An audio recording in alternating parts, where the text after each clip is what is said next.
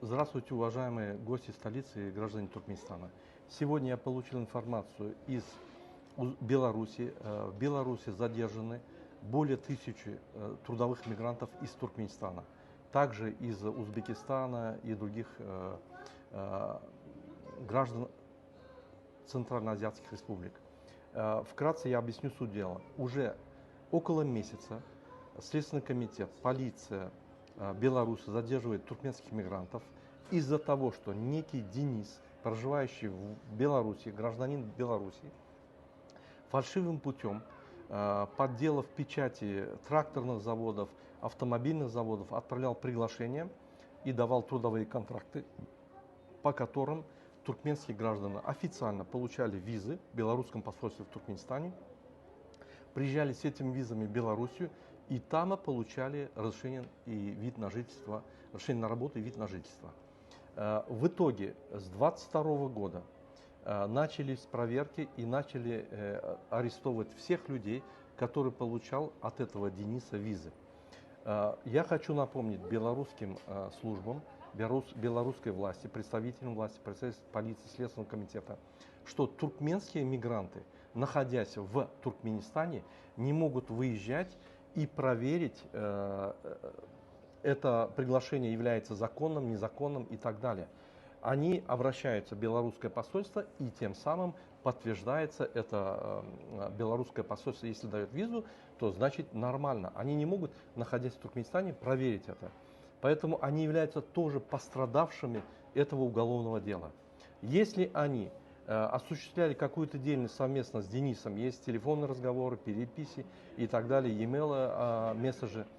Если есть какие-то доказательства, естественно, надо привлечь туркменских граждан, мигрантов к ответственности. Но если нету, к ним надо относиться как к пострадавшим. Поэтому я обращаюсь ко всем правозащитным организациям Беларуси, власти Беларуси, господину Лукашенко, представителю Следственного комитета, ко всем международным правозащитным организациям, оказать содействие туркменским мигрантам, которые попали в такую ситуацию, в которой они являются пострадавшие, они виноваты.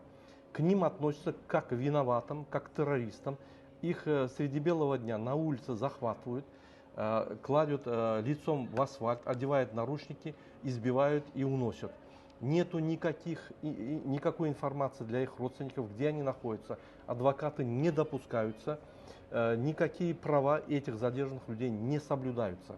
Мы просим белорусские власти дать родственникам задержанных полную информацию о том, где они, что происходит, по каким статьям обвиняются, допустить адвоката. Сегодня в Туркменистане больше 1000 семей сидят и плачут, не знают, никаких вестей нет от своих сыновей, детей, родственников, отца, мать и так далее. Пожалуйста, дайте правдивую информацию и отнеситесь к этим людям, у которых есть права согласно международным конвенциям. Также я хотел бы обратиться к господину Лукашенко о том, чтобы он обратил внимание на эти беззакония и дал правильную правовую оценку.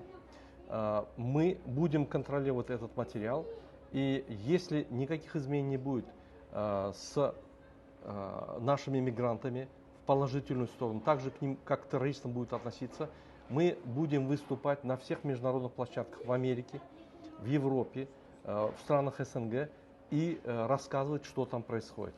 Почему эти незаконные задержания происходят и почему вот так относятся к гражданам другой страны на территории Беларуси. Поверьте, такие нарушения имеются не только в Беларуси и везде. К ним надо относиться адекватно, в соответствии с законом принимать меры. Если они виновны, то привлечь к ответственности. Здесь никаких возражений у демократической оппозиции Туркменистана нету. Поэтому мы надеемся, что власти Беларуси отреагируют на это и дадут правовую правильную оценку всем полицейским следователям, которые производят эту работу. Мы уважаем работу полицейских следственных комитетов, но это не значит, что все из Туркменистана, которые приехали, все мошенники и террористы. Это неправда. Такого не может быть. Это невозможно.